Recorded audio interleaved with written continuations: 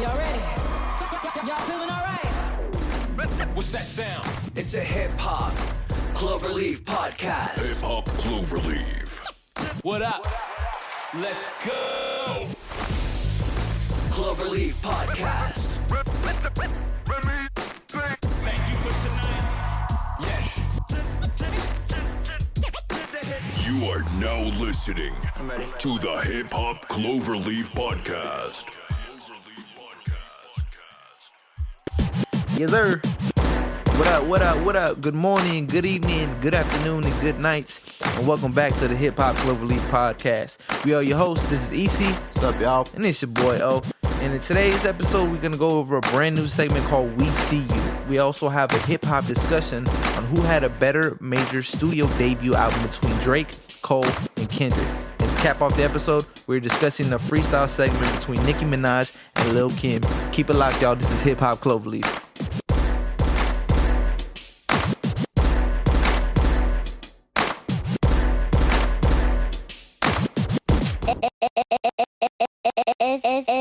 It's easy now. What up? What's up, everybody? Welcome back to the Hip Hop Cloverleaf podcast. 4 leaves, 4 elements. What's good, EC? Yes, sir. What's up, man? This is episode 9. We got a great episode lined up for y'all. Yeah, man. To kick it off, we are talking about a brand new segment called We See You. And that's when we take the time to appreciate the listeners for giving us feedback, or if y'all up in the mentions or y'all in the votes, in the polls, anything and everything, we want to give you that time. We want to shout out the listeners that have been engaging with us. We want to recognize AB from the 00. We want to say thank you. He responded to the Remy Ma versus Young M.A.A.D freestyle battle that we had last week.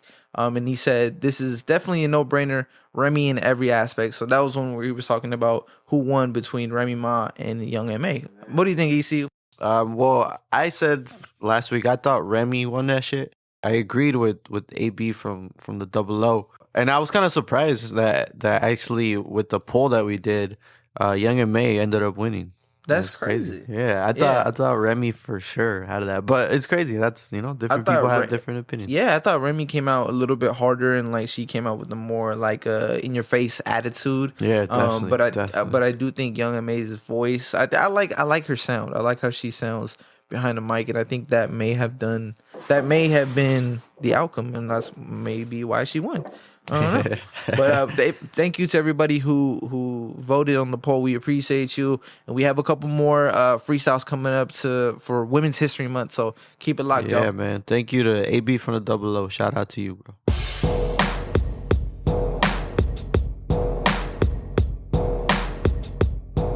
All right, so let's get into the main section today. We got a hip-hop discussion, and we are discussing who had the better major label debut studio album between Drake, J. Cole, and Kendrick Lamar. Wow, man, that's 3 of the heavyweights, man. 3 of the top MCs right now. I remember we used to call them the leaders of the new school, and now it's not so much new school. Now they're just the leaders. Just the leaders. General. Yeah, that's crazy. That's cool. Crazy. So looking at each of these albums, Drake's album is Thank Me Later, that came out in 2010. J. Cole's Cold World, The Sideline Story, came out in 2011. And lastly is Kendrick Lamar's Good Kid M.A.A.D, which came out in 2012. To the people that don't know, the word mad in that album, it has 2 A's and it's an acronym. It stands for, there's 2 meanings for it. The first one is My Angry Adolescence Divided. And the second one is My Angels on Angel Dust. Wow. And he says that on one of the songs. I forget which one it is. Those are the 3 albums.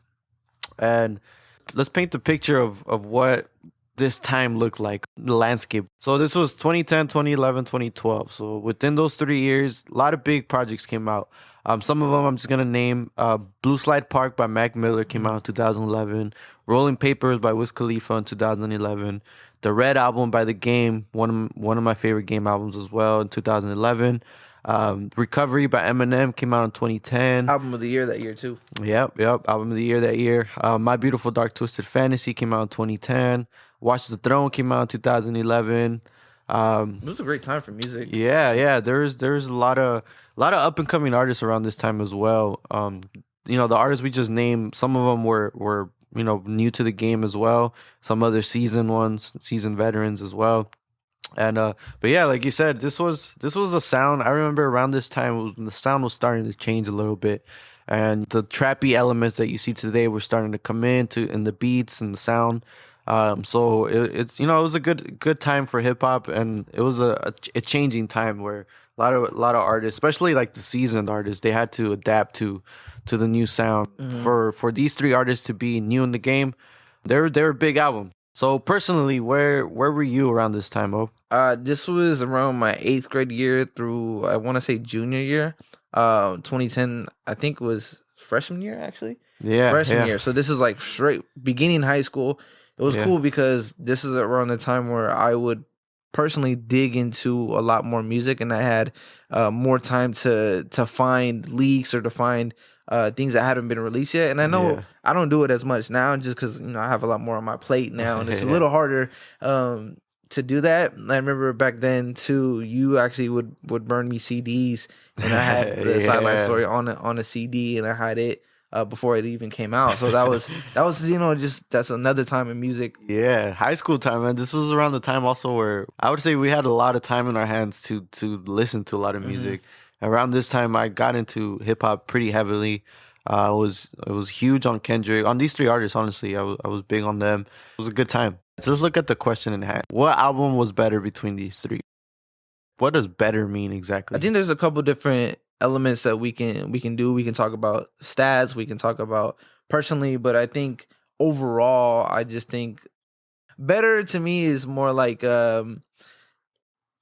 what are you not gonna skip? I guess like what are you gonna go all the way through? Another thing is like how versatile the album is. Like is it something that you bump on in your car? Is it something you listen to by yourself? You play it in front of other people? Like I think that there's a couple different things to look at. Just better. And honestly, I mean, there's no right answer, right? It's preference, right? Personal preference. Yeah. But we want to create this discussion. Just it's healthy. I believe it's a healthy discussion. So let's start with the singles off each album, man. They had some big singles. So let's start with Thank Me Later. Thank Me Later had 4 singles. The first one was Over. The second one was Find Your Love. The third one was Miss Me. And the fourth one was Fancy. Out of these, I like most of these singles. I remember Find Your Love. That was actually produced by Kanye West. And I remember seeing a story at the time that that record was actually meant to go to Rihanna. And she was supposed to have that record. But I don't know what happened. Eventually, Drake got a hold of it. And, he put it on his debut. And I remember there's a story about that song. There's a beef going on between Drake and Kanye the last few years. But I remember I just saw an interview. I forgot who it was. And they were talking about how that record came to be. And they were saying how that record is not properly mixed. And yeah, it's crazy because you can hear it. If you go to your iTunes and listen to that song, you can hear it compared to the rest of the songs and other mixed songs. It's not properly mixed. And I don't know, maybe it was done purposely. I don't know. Maybe, I don't know what the backstory behind that, but I just thought that's interesting. Looking at the Sideline Story, the singles off that album, the first one was Workout. The second one was Can't Get Enough. The third one was Mr. Nice Watch. And the fourth one was Nobody's Perfect. These were great singles as well. Workout was the big one, the one that put Cole, out there. I remember he got a lot of hate for that Workout. So it just reminds me of the Born Sinner, that song he has on there where he says, I let Nas down. And the whole story is Nas listened to that record and didn't like it because he thought he was going for that mainstream appeal. And I remember that was a big theme because a lot of people thought that way too. It was like coming off of Cole's catalog, this mixtape catalog, he had a certain sound. He was always rapping, some real shit about his life and everything. And then to come out with a song like that, where it's more of like, you can tell it's a different type of song. Yeah. So I think a lot of artists have to do that though. Like, okay, so let's say you were on an artist that is up and coming. And you really like the way they put out music, and then now when they need something to get their name out, they don't have to, but some switch over to the mainstream side in order to get more plays, means more money, which means more recognition. Yeah. So you can, some people switch up and they do that to get more commercial success, but then some of their, first fans, I don't want to say real fans, because I think real fans would adjust to whatever the artist is making. They're gonna like whatever you put out. And when you're dealing with the major label release, that's like a must. You have to have they're always looking to sell. So whatever that means, whether having a big radio song, I think that always has to be, I think that's like a given. That's a must in the major label.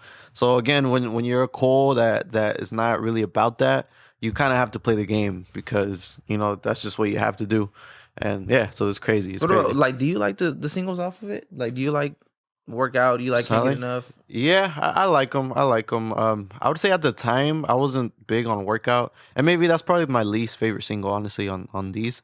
But the rest, I think they were really good. I really like Can't Get Enough. That one's just such a vibe. Like, it's such like a summer type song, and I don't know, it's a feel good song. So I really like that one. When you burned me this CD, my aux cable had broke, so I wasn't able to play stuff off my phone. So I had to use CDs in. And I remember, I would just I love to go down the street and bump.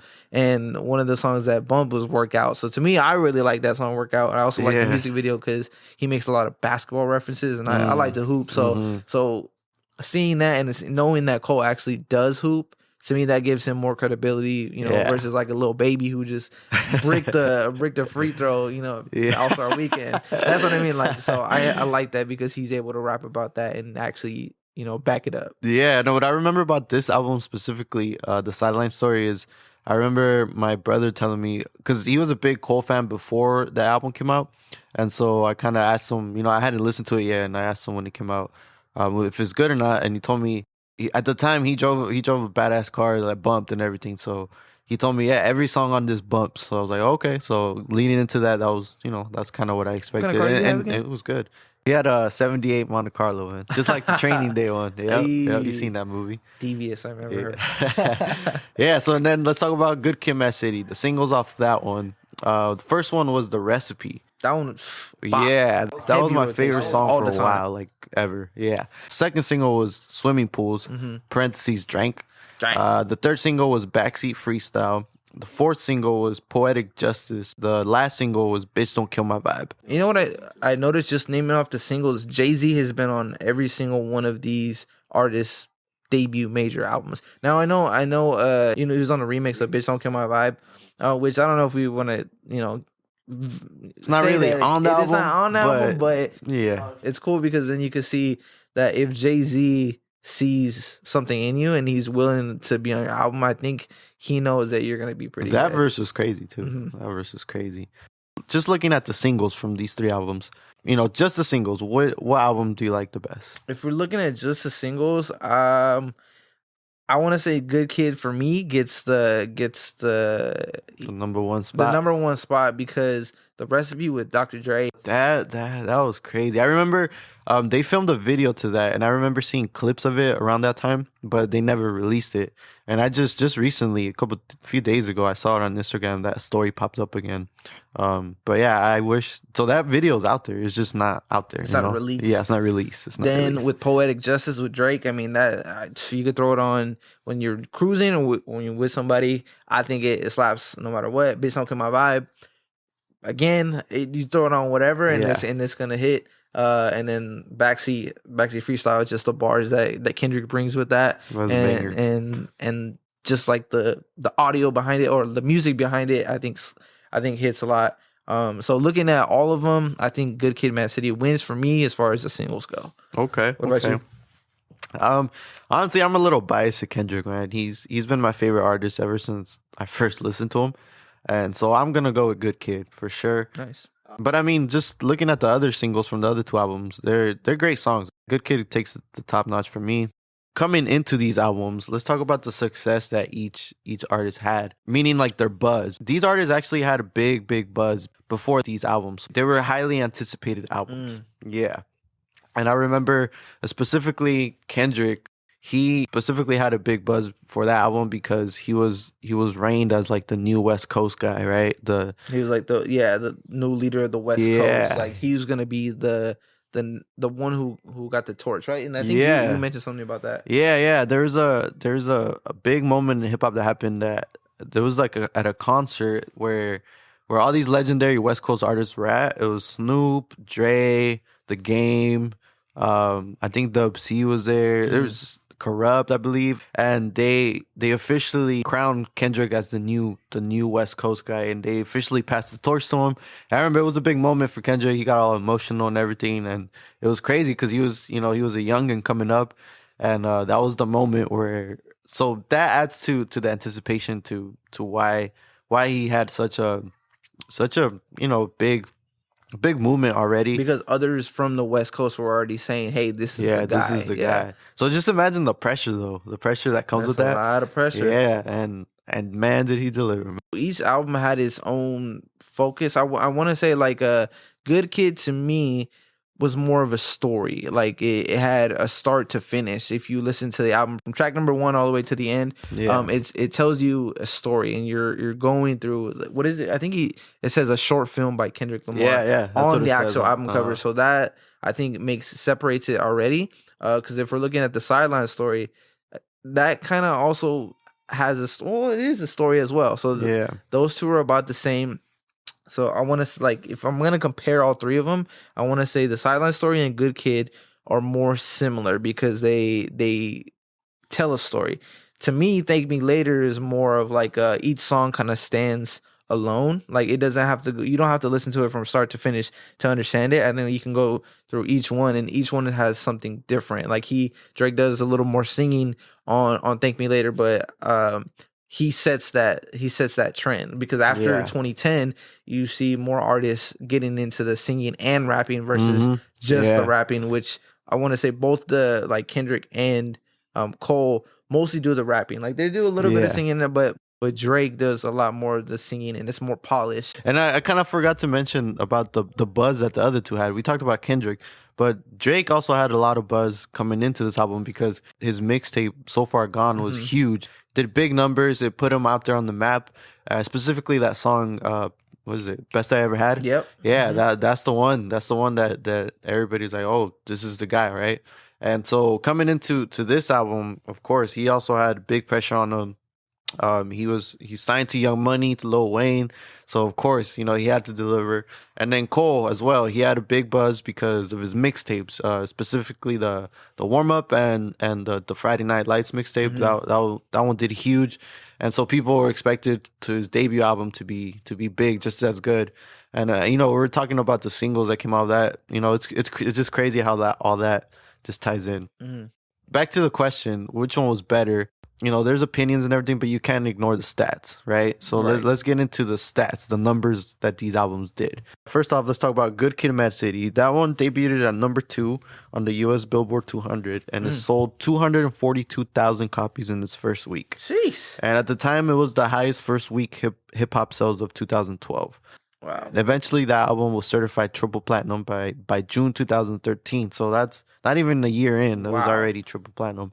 It entered the UK album charts at number 16 and the UK R&B albums chart, which is crazy. It's not even an R&B album. I think there's more rapping on it than it is R&B, and it still gets a head nod from the R&B. Like, hey, y'all made it, so it's good. Wow. Next, Thank Me Later debuted at number 1, and this one was the most successful out of the three.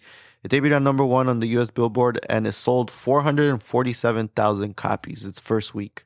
Gee, that's almost double what Kendrick did. Yeah, that's wild. It topped the Canadian albums chart, and it was certified platinum in Canada by its first week. That's crazy.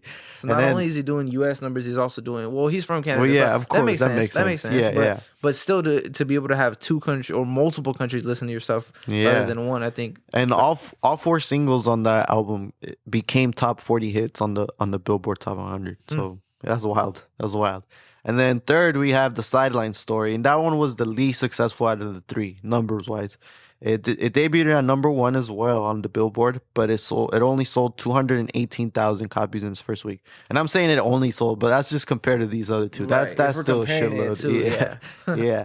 So I mean, numbers-wise, if you're answering that question, Thank Me Later was the better album, right? And number-wise.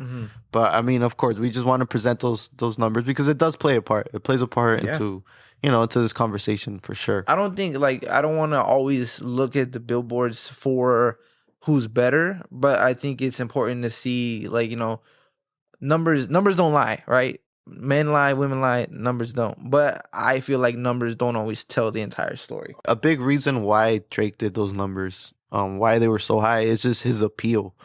He sings and raps, right? And that alone, everybody likes people who sing. Out of the three, he's the rapper that's more out there. You were touching on this earlier off mic that Kendrick and Cole are more of like they're not really out there. They're more reserved and you know they're not on social media. They don't really do many interviews. They only come out when their album's about to drop. I think when they have like those rappers, they have spurts. So like when they drop an album, they do a lot of promotion.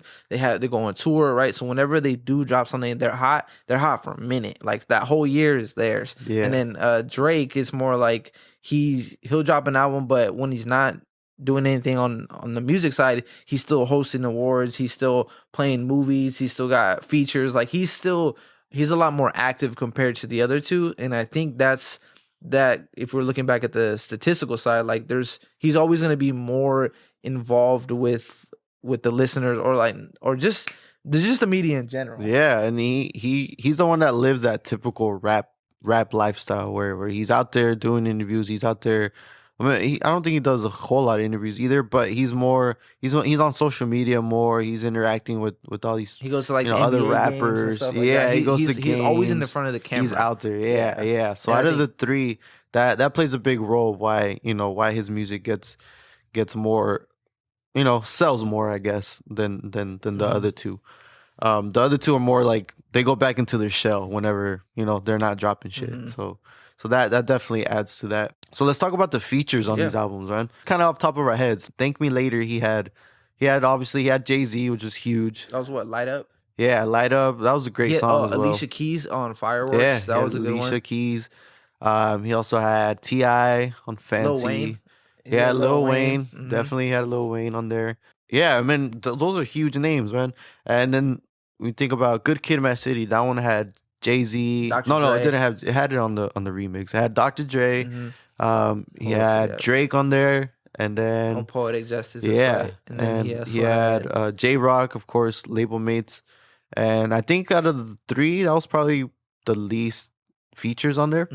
And then the Sideline Story had Missy Elliott. Jay-Z was also on Mr. Nice Watch. Yep. Trey Songz was on Can't Get Enough. They both, what I like about all three artists is they don't have too many features, but each featured is somebody that has done something for hip hop or done something for music. Like basically they got like that blue check mark with them. Like, this is someone that's certified already in hip hop. These features on all three albums, they're big names, man. They're huge names, and so that just kind of tells you that. But even before coming into this album, they had already established themselves to a certain point. Right. They were already known in the game. A lot of big artists fucked with them, so that's why they had all these big features, and that plays a part also in the quality of an album, and the whole development of an album. When you're talking about development too, what I think about is each artist is their team or their camps, and what I've noticed between all three of them is they've all kept the same camp or that same team. From the start, the very first major debut album until now, looking at 2021, they all are still with their own labels. And even if you look before, like coming up when they weren't known, it's the same exact team. I mean, look at Kendrick, TDE. It's the Top Dog. He signed all those artists. I think the first one was J-Rock. He signed. Then Kendrick and Schoolboy and A.B. came along, and they've been together ever since. Right? Every album that they've ever dropped has been through Top Dog. Even the major label, obviously it got the major label release, but still through Top Dog as well. So that's important, having that team camp. And then when you look at Dreamville, same thing. Cole's always had that same exact team from the beginning, and then Drake as well. He's always had the same production team, same camp. And I think that adds to an artist's success for sure. Because I mean, you think about it, like, let's say there's plenty of rappers out there that, they've had beefs with people they used to fuck with or people in their team and stuff, and they break out. But when you think about it, okay, what happens then? Now you have to go find a new team with the brand new people. And now you're coming in with previous history instead of somebody who's been there since day one. They know who you are. They understand your tendencies, and before you even become famous, those people know who you are personally, not just they don't just know the rapper or the artist. Salute to that, because I think that's hard, man. That's hard to do, to keep the same exact people that were with you, because I'm sure they all had their struggles, man. They've had their fights, they've had their discussions where none of that is public, but I'm sure it's like a family, man. Even with your own family, you always have those fights, you have those discussions, but at the end of the day, you're fam, and they've stuck together. So I think that's the reason, a big reason why they're at where they're at today. There's plenty of rappers, I think, in my opinion, that could have that same success that these three have, but for some reason they don't. I remember during that time, Wale was considered one of the top rappers when they were coming out too, and he was supposed to be as big as these guys, and for some reason, I don't think he's quite there. Like when you think of these three rappers and you think of Wale, I don't think they're in the same They're exact a different level. category. Yeah, but shout out Wale. I fucks with Wale as well. What about the album covers? What do you like about each album cover? I really like the Good Kid M.A.A.D. I think that's such a raw cover. I'm talking about not the deluxe one, the You're talking about with his uncles? Like yeah, when he's the sitting in high photo chair? with his uncles. with the Yeah, 40s. I've heard Kendrick talk about that cover, and how he explains it is like that picture is very powerful for him. And he said, he's had that idea of having that as the album cover ever since back then. And it's just powerful because it represents that whole album. Like it was him growing up around all these things all these bad things around him. So that kind of makes him, part of that too. Mm-hmm. With the sideline story for me is I like to hoop, so seeing the varsity jacket that he's wearing and seeing the Raptor 7s that he's got on inside the locker room, and he's kind of looking at you. I like that album a lot just because I could relate, being the sideline story. I could see like he's talking about the underdog, The right? underdog story. Yeah, exactly. Yeah, and that's what it is. I like that, and I think the album cover does a great job of showing that too. Yeah, that one's dope. That was dope too. And then Drake had the face one, right? That was the face. It was like his a face. pink, white, black, kind of more of like a shadow kind of him. It said "Thank me later." So it wasn't too much going on with that. But so as far as just looking at the album arts, I'm gonna give it to either Cole or Kendrick, one of those two. Yeah, and I've said this before. I'm a big artwork guy, so that definitely plays a big part of how I receive a project for sure. Critically, let's look at how these albums were received by the masses, right? By hip hop. I remember specifically Good Kid M.A.A.D. Do you know the rapper Shine? No. I remember he came out and he was hating on this album big time. Just because I think his whole thing was that the sound of it wasn't really well. I think his whole thing was also that he was regarded as one of the top West Coast MCs. Mm-hmm. Don't quote me, but he said something along the lines like, "This is the West Coast guy. Like this is the guy who's supposed to be king. This is the guy who's supposed to take on the West Coast torch." And he wasn't impressed. He wasn't impressed with the sound. I think this whole thing was the sound of it, and I think it was just because it didn't really sound like a Dr. Dre album, like a Chronic or anything. And I think a lot of people had that perception as well. But I think you can't really make an album like sounding like that. You can't go backwards at this time. Yeah, exactly. To go forward, because I honestly think he definitely has those West Coast elements in it. You can hear it. So too. You can hear it for sure. And and then a lot of people joined that conversation. That thought were saying that this Kendrick album, you guys are hyping it, it's not that good or whatever. But I think eventually people became to appreciate it. But I just remember that specifically. It was a big thing, especially on Twitter, because a lot of people were going at Shine for like, man, this guy's tripping. Like leave this guy alone, whatever. It was crazy. It was crazy. How do you think the Sideline Story was received?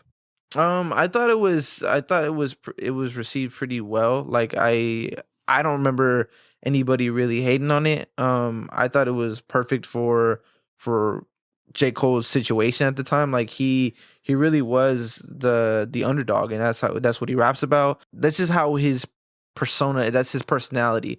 He's always really good, right? He knows that he's good at what he does and what he raps. And he talks about it in the albums, but he just never was given that opportunity, that recognition.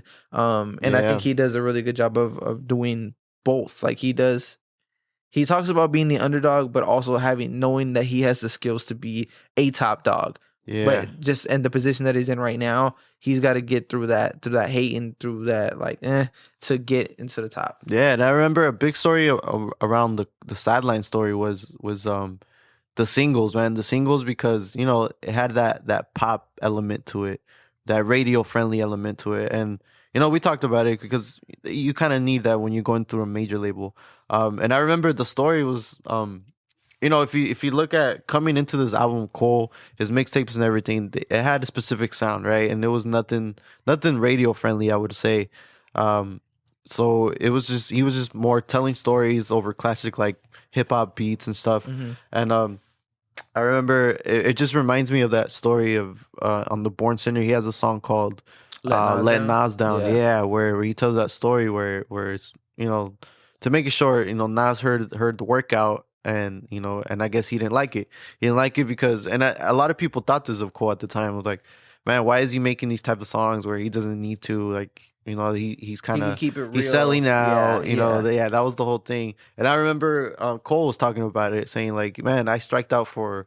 The label was telling me if you want to put your album out, you need the radio songs. You need them. Like, give me some songs like that. We need something we could sell. Yeah, and I remember he even said like I was striking out for months.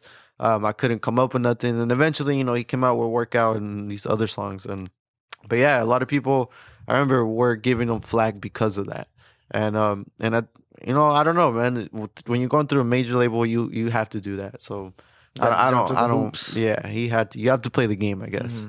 Yeah, and then what's the other album? Thank Me Later. Yeah, so Thank Me Later. That one, I don't know. I think it's probably his.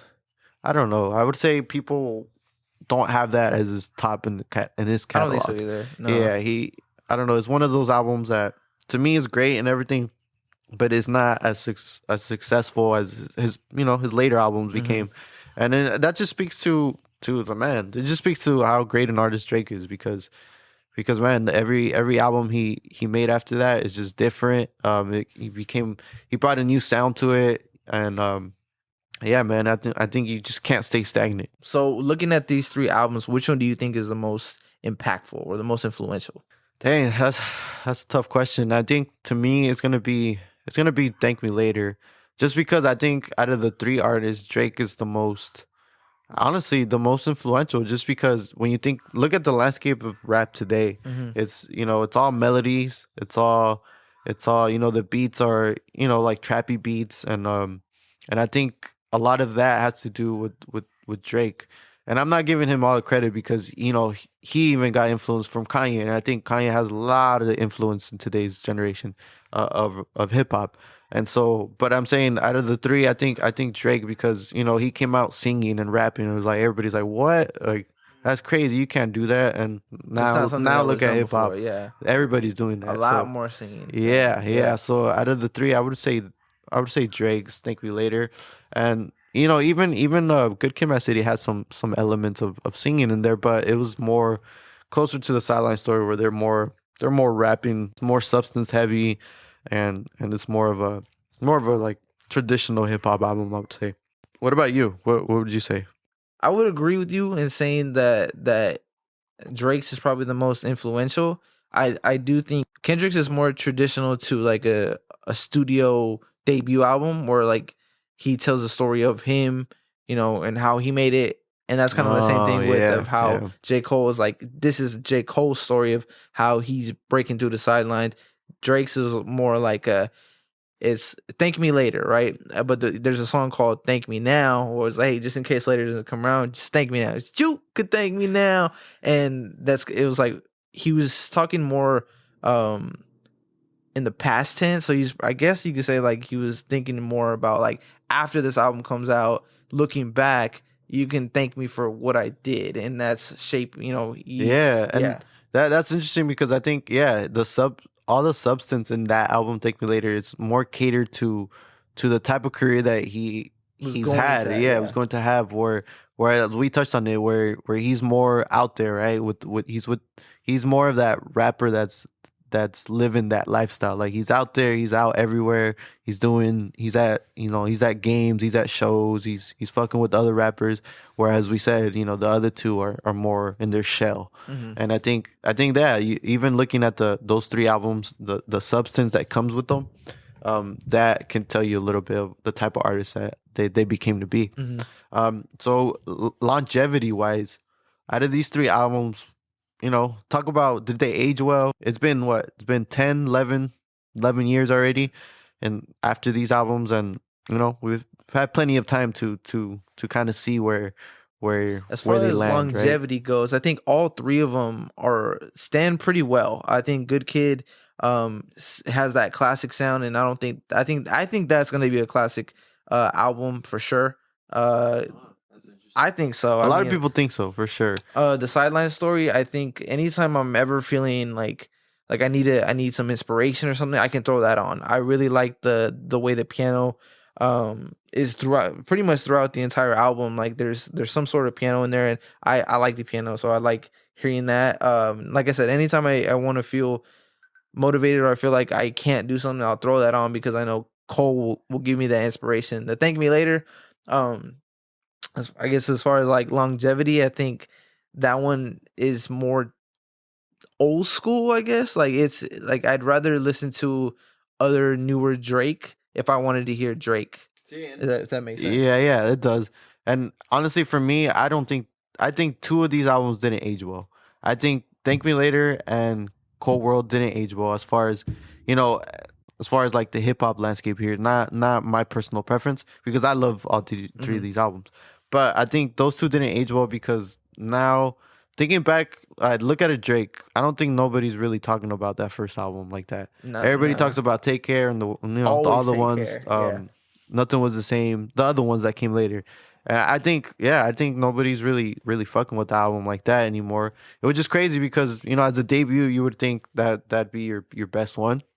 And then same thing with Cold World. I think that's his least acknowledged album, at least. He came out, I think out of the three, Cole gets the most hate these days.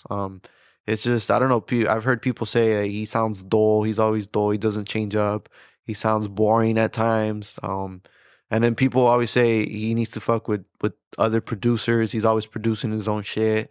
I mean, I think as an artist, if you're successful, one of my favorite things that he always says is, he went platinum with no features like multiple times. Yeah. Who else is doing that? Yeah, nobody the could do that. And, Drake could probably do that. But then I think that's just not Drake's style. He wouldn't do that. Cole would do it because he's trying to prove a point. Like he's trying to show you, I don't need anybody. I can do it all by myself, be successful. You can talk about how I don't talk about this and that, or how I'm only preaching, sad things, but he's still getting it done.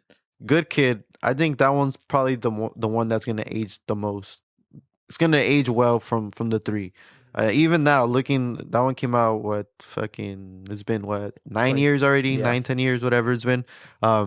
And yeah, so that one, I think even now, I think people appreciate it more than when it came out.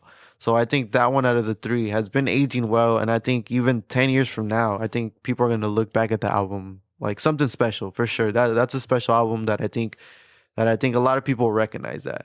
And as far as the other two, yeah, I just think they didn't age well. But personally, I like those albums for sure. What about you personally? Where do you rank these? From Where do I rank 1 to these 3. Best being number 1, and then 3 being your least favorite. I'm gonna try not to be biased here.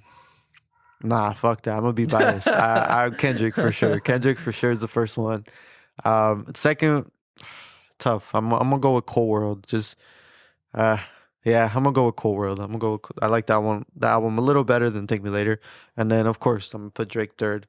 But I mean, personally, these three albums, I go back to them even now. I go back to them. Maybe not as often, but I still find myself going back to these albums, especially Good Kid. I think out of all the three, that's the one I play the most. I think I go back to Good Kid. Yeah, Good Kid, then Sideline, and then Thank Me Later. Yeah, for sure. Yeah, and I think a lot of people probably have that same order. But I mean, just to wrap it up, these three artists, man, like we said, they're the top dogs right now, and they have been for a while. Ever since they came out, they Everybody was waiting on these guys. They held them as, like you said, the leaders of the new school.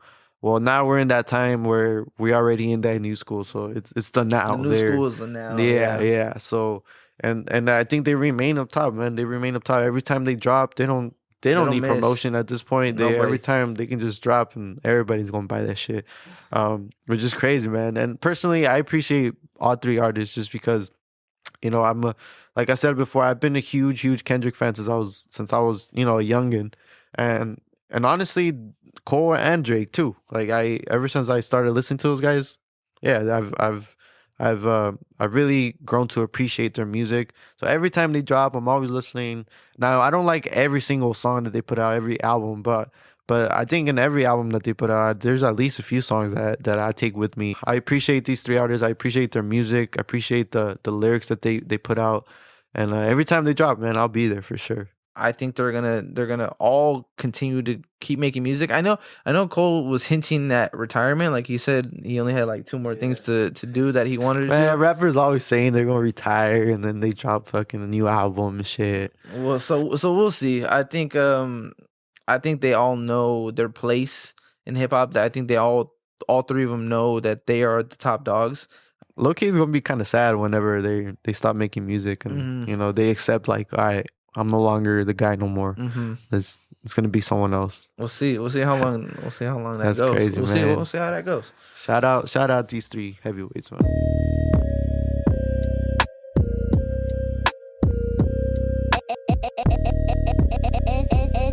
It's easy and now. All right, so let's get into the last segment of today. We have a freestyle battle between Lil Kim and Nicki Minaj. Before that, I want to touch on the last battle. We had Remy Ma versus Young M.A.A. Thank y'all for participating on the polls and for, rocking with us and really taking part of the show. That's really cool to us. We're celebrating Women's History Month. It's still March. So we want to give a shout out to all the ladies, all the female MCs, all the women in general. For this week's battle, we have Lil Kim versus Nicki Minaj. So before we get into the battle, I kind of want to give a little intro on them, just in case y'all don't really know who where these rappers came from. But at this point, if you don't know who Nicki Minaj is, then shit, I don't know what to tell you, man. Yeah, for real. But let me give you a little intro. So Lil Kim, her real name is Kimberly Denise Jones. She was born and raised in Brooklyn, and she was discovered by the late Biggie Smalls. She was part of his group, the Junior Mafia.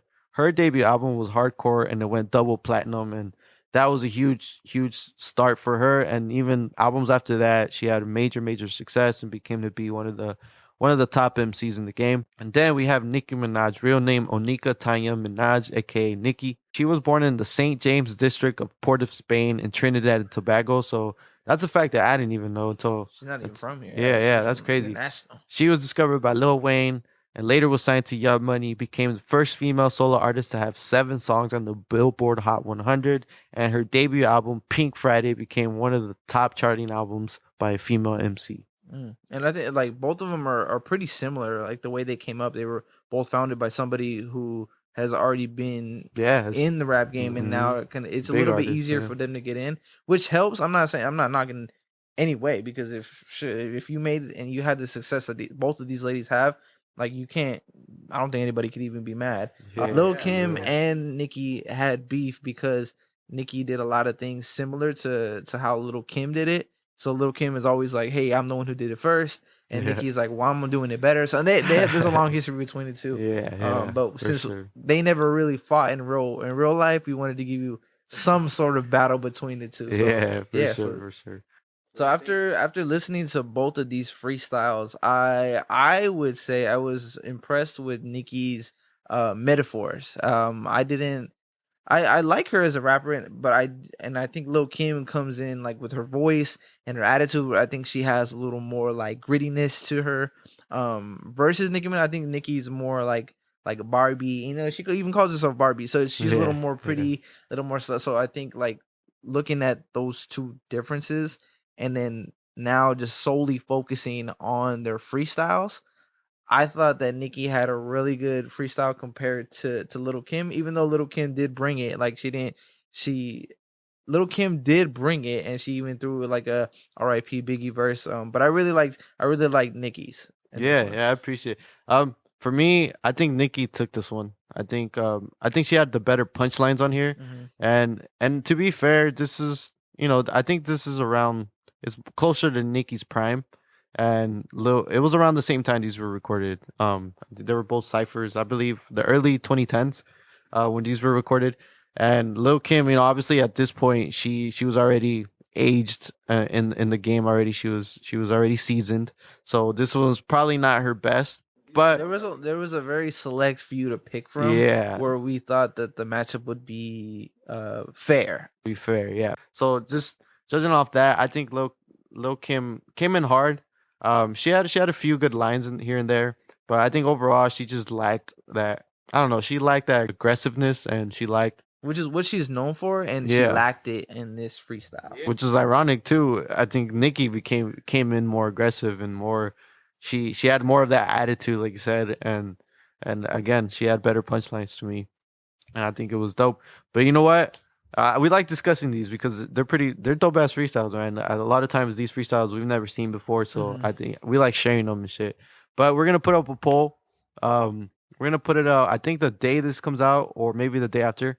I know last week we kind of confused a little bit, but we're gonna put up a poll, and so you guys decide, man, which one was harder, who came in harder with the bars. I'm kind of, at this point, I don't know who's gonna win because I thought Remy was gonna win last one, but everybody picked Young M.A.A. So we'll see. And I hope they're judging these by the bars, man. By the bars. Don't be biased in your polls, y'all. So we're doing this to keep celebrating Women's History Month. Man, these are top elite MCs in the game. Be sure to tune in next week because we're going to have another freestyle battle between two female MCs. So be sure to check us out, y'all.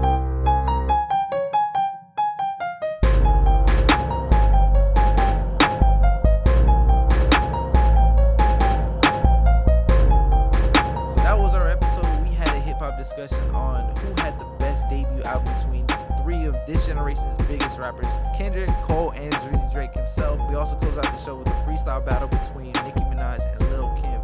Be sure to subscribe to our pod if you like what you hear and recommend it to your friends and fam or anybody who might be interested. Stay tuned to our next episode where we're going to have yet another MC battle between two females. Before we get out of here, I want to shout out all the hip-hop heads. I want to shout out all the listeners, all the followers, and just everybody who's rocking with us, man. We really appreciate it. Want to shout out all the beautiful women out there. Happy Women's History Month. So we're going to be signing off now. You could be anywhere in the world, but you are here with us, and we appreciate that. This is Hip Hop Global. Peace.